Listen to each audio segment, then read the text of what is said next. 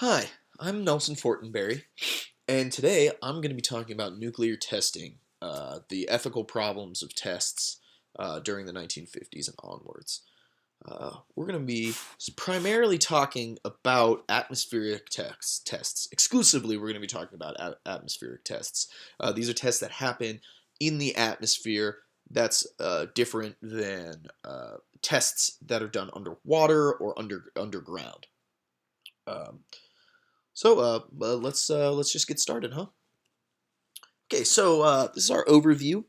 First, we're going to start talking about a few different tests from the first test, Trinity, onwards. Then we're going to go into the ethical problems of these tests, how they are morally and ethically wrong, how they were mishandled, things of that nature. Then we're going to be talking about the actual ethical systems in which we can determine things being ethically wrong or right. First, we'll be talking about the anthropocentric view, and the deep ecological view will come second. I'll explain these further once we get along. And then the final part is going to be a little special section about nuclear technology, and we'll get to that when we do.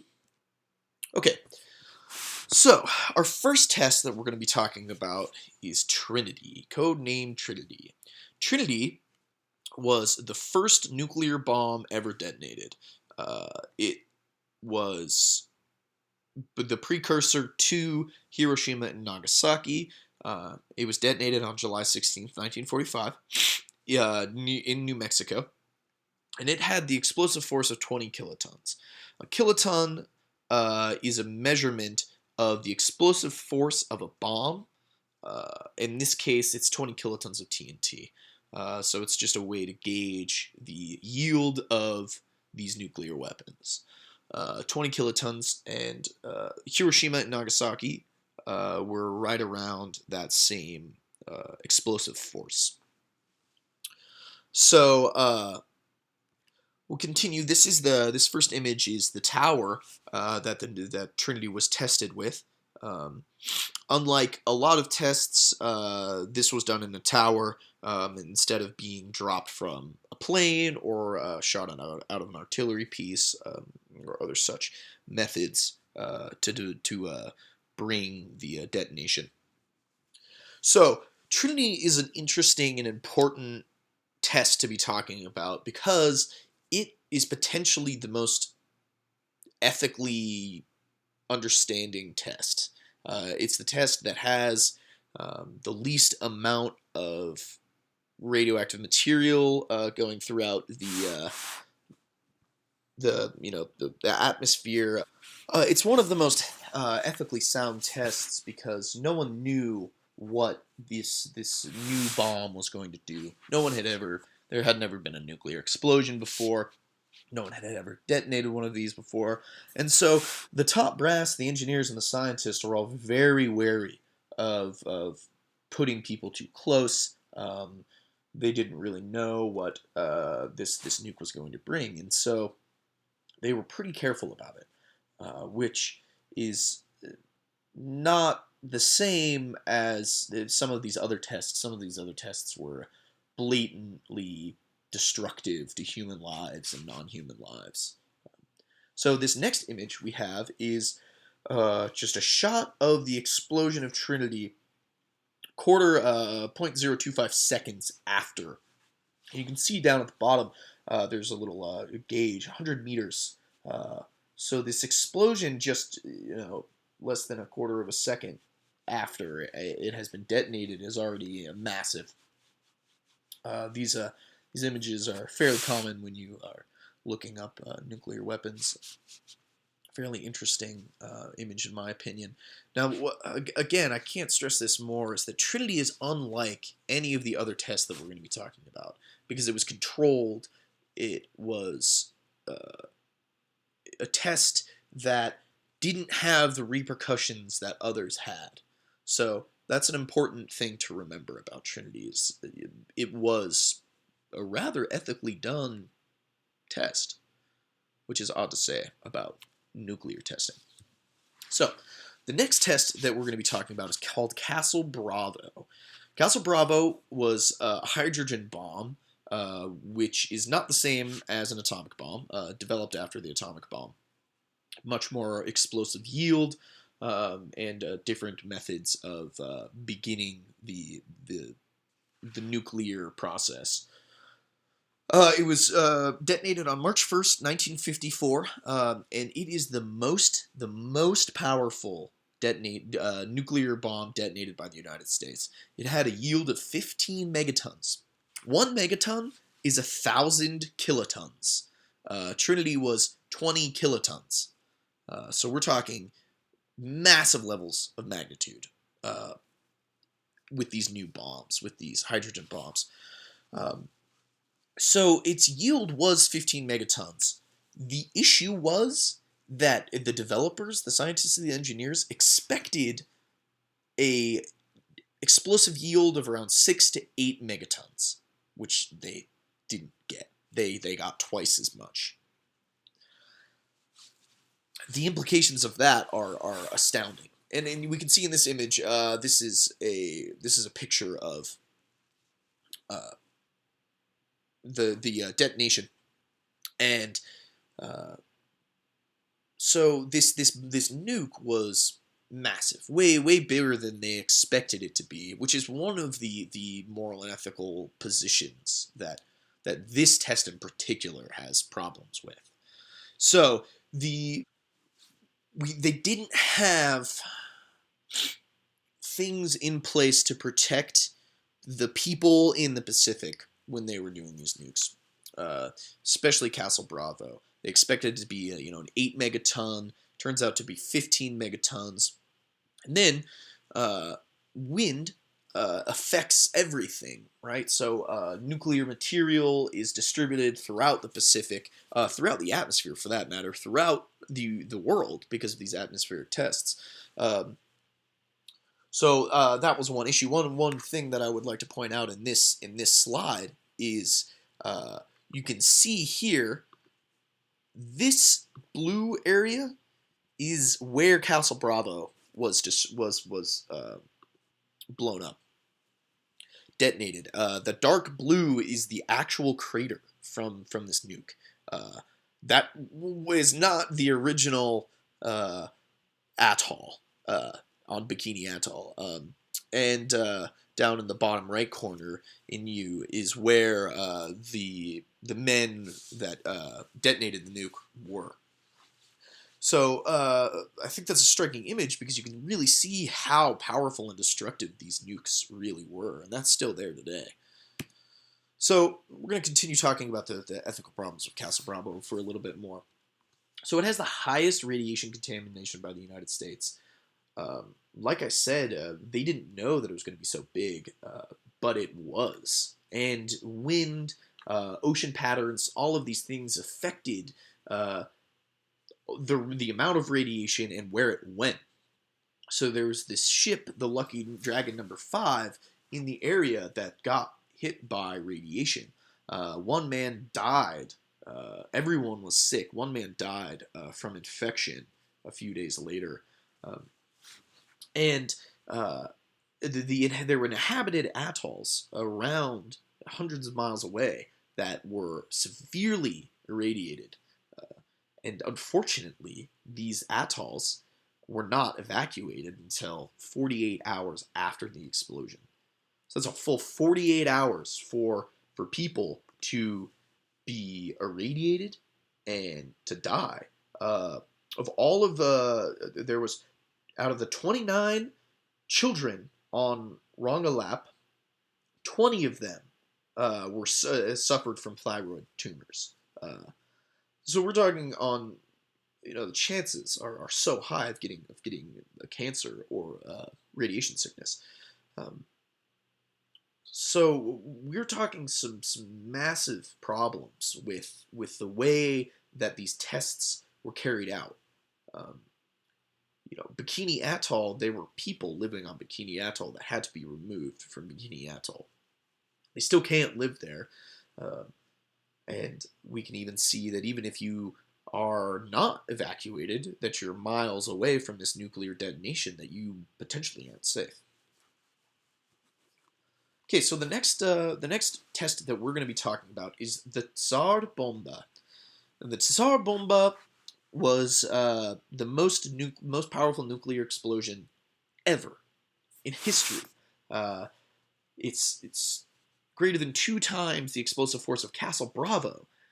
So it had a yield of 50 megatons of TNT, which is massive. And the Soviets, they actually reduced the potential yield from 100 megatons to 50 megatons because they didn't really know what was going to happen. Uh, there's some important things to know about this nuclear explosion. One of them is this image actually. This image shows the mushroom cloud that was produced after the explosion, and this picture is taken from 100 miles away from the mushroom cloud, and the mushroom cloud is at 35 miles in the air. Massive. I mean, we're talking the level of explosive force with a nuke like this is unreal. One of the issues with the Tsar Bomba was there's a village nearby or around 55 kilometers away from ground zero of where the Tsar Bomba was blown up, and every single building in the vicinity was destroyed from 55 kilometers away. Um, People's houses were destroyed. All people's windows were blown out, and you could feel the explosive force from hundreds of kilometers away. So the ethical implications of this are twofold. This was a test, but what if this was designed for military use? I mean, it's designed for military use. It was dropped from a plane, but it hasn't. We haven't ever seen something like this in warfare. We only really see this during tests. But let's continue. So this is an example of the fireball that was at the beginning. So we can see in the middle, the pink dot is Fat Man. The bomb dropped on Nagasaki. It was 18 kilotons, less than Trinity. And at the beginning, it had a fireball of 0.1 kilometers. Then we go higher, we can see Castle Bravo is the big orange circle that had 15 megatons and 1.42 kilometers fireball in size. And the Tsar Bomba was 2.3 kilometers. And this was just the initial fireball. These get bigger. So you can kind of see the level of destructive force that these big bombs have.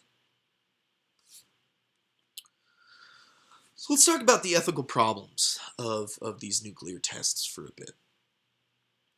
One of the biggest things that happened is this radioactive contamination.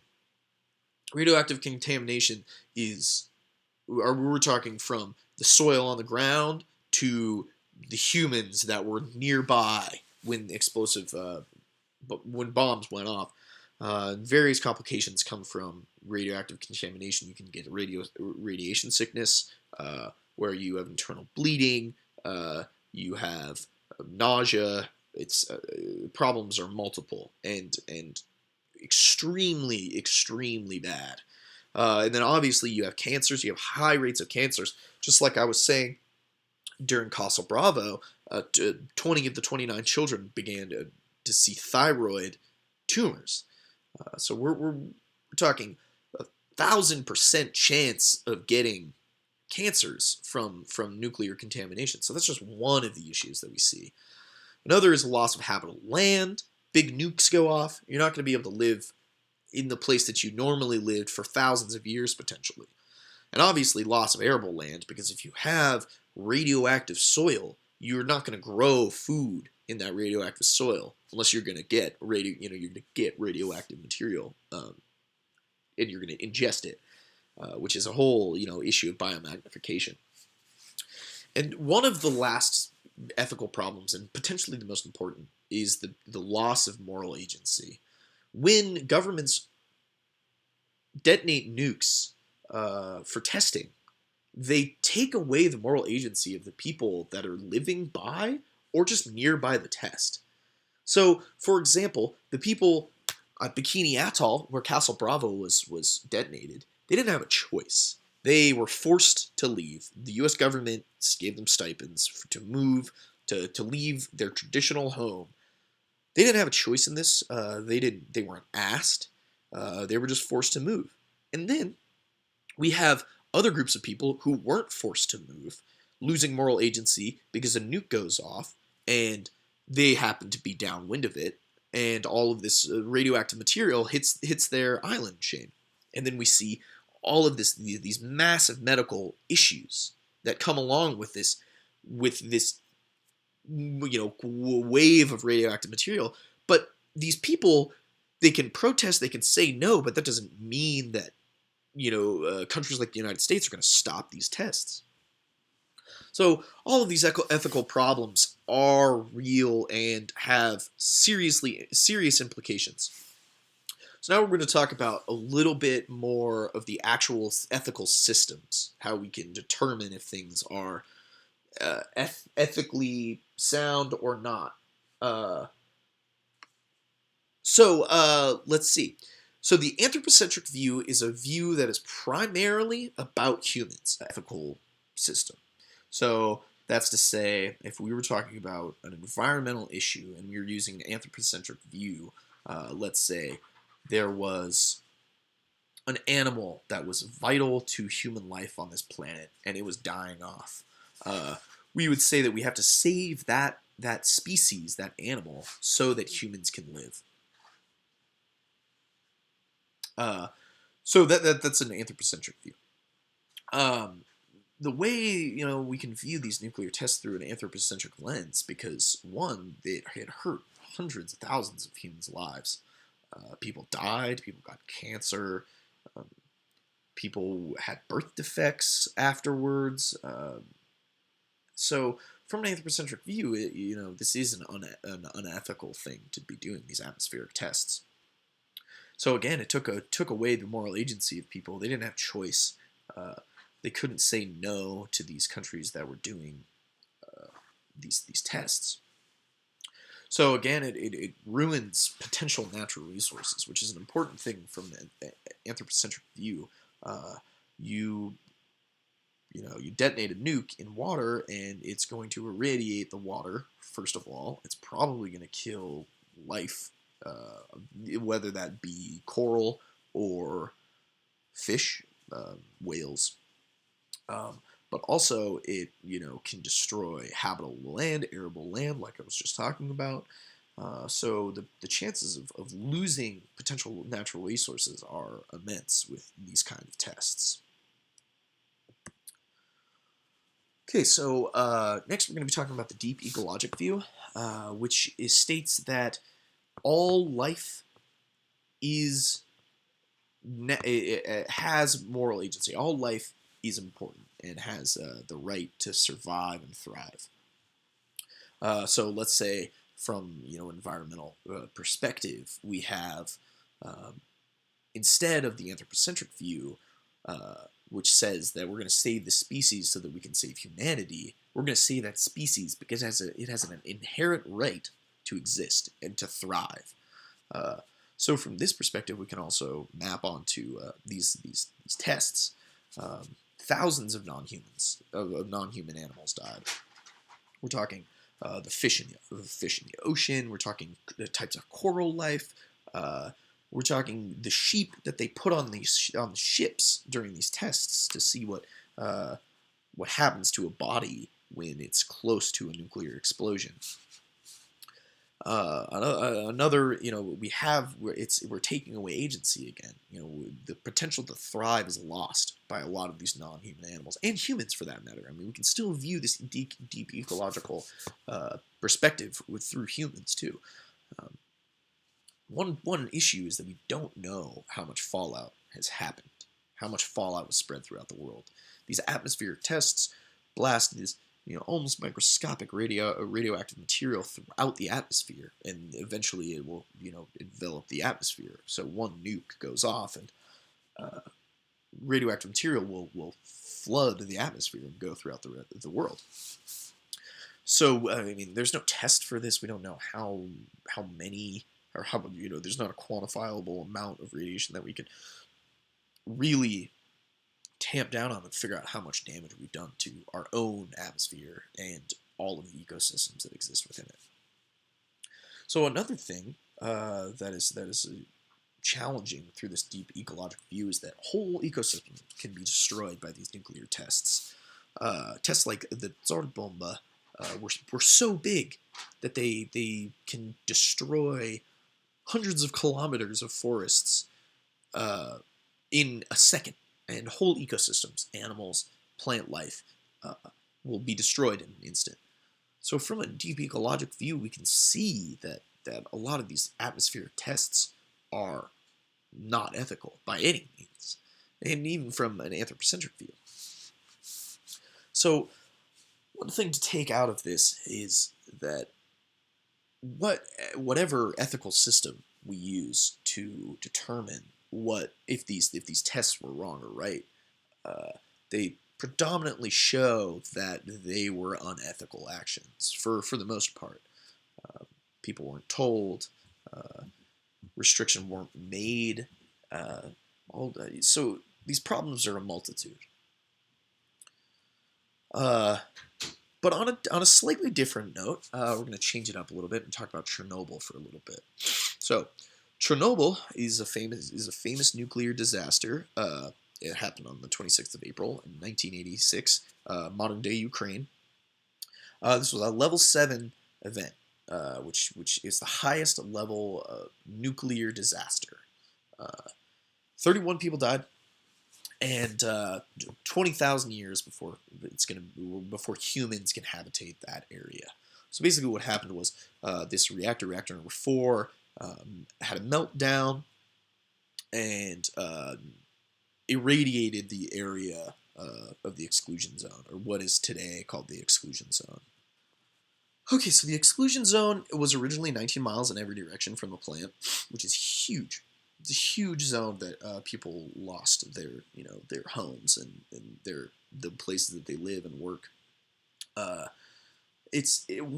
of the interesting parts about it, though, that I really want to talk about is it's become this impromptu wildlife preserve, which is odd because we have these tests that ruin the environment and kill human lives, but when it comes to providing nuclear energy and there's a meltdown, it's almost if it's the other side of the coin.